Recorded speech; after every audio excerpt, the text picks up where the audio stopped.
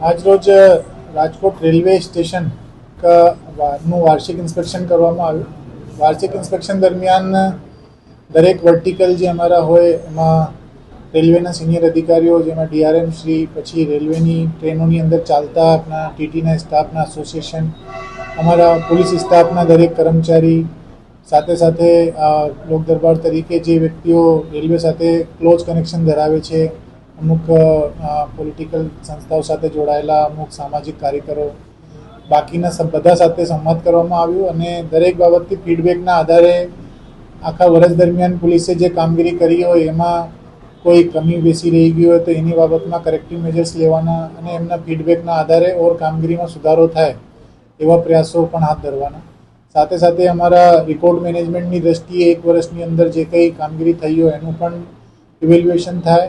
માળખાકીય બાબતોમાં શું સુધારા વધારા કરવાના હોય, ક્યાં સંકલન કરવાનું હોય એ બાબતમાં પણ ધ્યાન આપવામાં આવે અને પોલીસ કર્મચારીઓ સાથે સંવાદ કરીને એમને કામગીરી દરમિયાન કઈ કઈ બાબતોનું ધ્યાન રાખવાનું, એનું ઇન્સ્પેક્શન કરીને એમની ફિટનેસ બાબતમાં પણ ધ્યાન આપવાનું. આ બધી બાબતોનો એક સર્વાંગીણ ઇવેલ્યુએશન પ્રોસેસના ભાગરૂપે આ ઇન્સ્પેક્શન કરવામાં આવેલું છે અને એમાંથી અમને ઘણી બધી શિખામણ મળે છે. અમુક વસ્તુ જે છે કરેક્ટ થાય છે, અમુક વસ્તુની અમે પગલાં પણ લઈ શકીએ. એ ખરેખર જે બનાવો બને છે એમાં થોડાક દિવસો પહેલાં પણ આપણે જોયું છે, બોટાદ જિલ્લાની હદમાં કુંડલી રેલવે સ્ટેશન છે, ત્યાં એક બનાવ એવું બનેલું હતું અને સારી એવી કામગીરીના દ્રષ્ટિએ એ ડિટેક્ટ પણ થયું લોકલ પોલીસના મારફતે.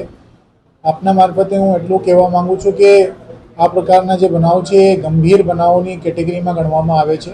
એમાં રાષ્ટ્રીય સંપત્તિને નુકસાન પહોંચાડવાના ગંભીર ગુનાઓની કેટેગરીમાં ગણવાથી જે વ્યક્તિઓ આવા કાર્યોમાં સંડોવાય એ લોકોને બહુ આકરી સજા કરવામાં આવે છે. એવા કોઈ પણ પ્રયાસો નહીં કરવા જોઈએ. સાથે સાથે અમે એના પ્રિવેન્ટિવ મેજર તરીકે રેલવેની જે રેલવે લાઇન્સ છે એની આજુબાજુમાં રહેતા વિસ્તારમાં જે લોકો છે એમના સાથે સંપર્ક કરીને એમના સાથે વોટ્સએપના મારફતે ગ્રુપ બનાવી એના સાથે થોડુંક સંકલન વધારીને ભવિષ્યમાં આવા કોઈ બનાવ બનતા અટકાય એટલા માટે આપણને સમયસર માહિતી મળી જાય એના માટે પણ પ્રયાસ અમે હાથ ધર્યા છે. એ બાબતમાં અમારી જે લોકલ એલસીબી ટીમ હોય, સાથે સાથે અમારી ટ્રેન પેટ્રોલિંગની એસ્કોર્ટિંગ હોય, અમારા રેલવે સ્ટેશન ઉપરની જે ચેકિંગ હોય, આરપીએફની સાથેનું સંકલન હોય, જે અટેન્ડન્ટ છે એમના પોલીસ વેરિફિકેશન્સ ને ક્રોસ વેરિફિકેશન હોય. આજે મેં જે ટીટી એસોસિએશન સાથે મિટિંગ કરી એમને પણ આ બાબતની સમજ કેળવવાનો પ્રયાસ કર્યો કે આપ લોકો ટ્રેનની અંદર જે આ પોતાની ઓબ્ઝર્વેશન્સ છે એવી કોઈ વસ્તુ આપને ધ્યાને આવે તો એ પણ અમારે ધ્યાન મૂકો. થોડાક દિવસો પહેલાં અમે રાજકોટમાં જ એક ઇલીગલ રીતે વગર જીએસટી ચૂકવ્યા અમુક 20-21 કિલો ચાંદી જે છે અહીંયાથી લઈ જવાનો પ્રયાસ કરતા હતા, એને પકડ્યા. અને પ્રોહિબિશનની દ્રષ્ટિએ અમે પાર્સલ ઓફિસના બધાને પણ સમયાંતરે બહુ ચેક કરીએ છીએ તાકી આ પ્રકારની સાયફનિંગ ઓફ જે થતી હોય તેને આપણે ધ્યાને આવે. એમાં અમુક બાબતો માળખાકીય બાબત છે, જે માળખાકીય બાબતમાં અમારે અવસંરચનાત્મક સુધારા શું કરવાના છે, કેમ કે જે રીતેના વર્ક એમ્બિયન્સમાં અમે કામ કરીએ એને ઓર વધારે પડતું અપડેટ કરવાની જરૂર છે.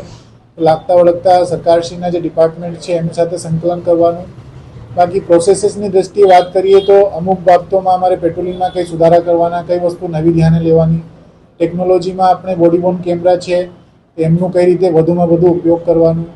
સાથે સાથે બાકીના જનતાના અને જે અમારા બીજા સ્ટાફ છે એમને સાથેના જે ફીડબેક હોય ફીડબેકથી અમે પોલીસની કામગીરીમાં વધારો સુધારો થાય એવા પ્રયાસો કરવાના છે. એ જે આઈડેન્ટિફાઈડ જગ્યાઓ છે એમાં તો અમે ધ્યાન રાખીશું જ, પરંતુ એમાં ટ્રેનોનો જે ટ્રેક હોય એ બહુ લાંબુ હોય એટલે ઇન્ફોર્મેશન સમયસર મળે એ જ સૌથી અગત્યનું છે. એટલા માટે જે મેં આપણે પ્રયાસનો ઉલ્લેખ કર્યો એવા પ્રયાસ અમે થોડોક વધારે પડતી ઘનિષ્ઠ કર્યો. એમાં અમારું આખું રેલવેની અંદર એક વસ્તુ છે કે સારામાં સારી બાબત કે અમારી પાસે ઇન્ફોર્મેશન ટિકિટના મારફતે, રિઝર્વેશન ચાર્ટ્સ મારફતે, જ્યાં બનાવ બન્યા હોય તે મારફતે દરેક જગ્યાની માહિતી અમારી પાસે હોય.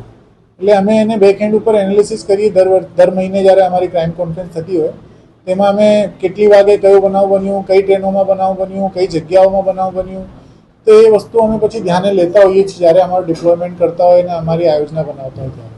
એટલે આવા બનાવો બને છે એમાં ના નથી, પરંતુ બનતા બનાવોને અટકાવવા માટે અમારી એક એનાલિટિકલ એબિલિટીના આધારે જેટલું શક્ય હોય એટલું અમે એને અટકાવવાનો પ્રયાસ તો કરતા જ હોઈએ છીએ.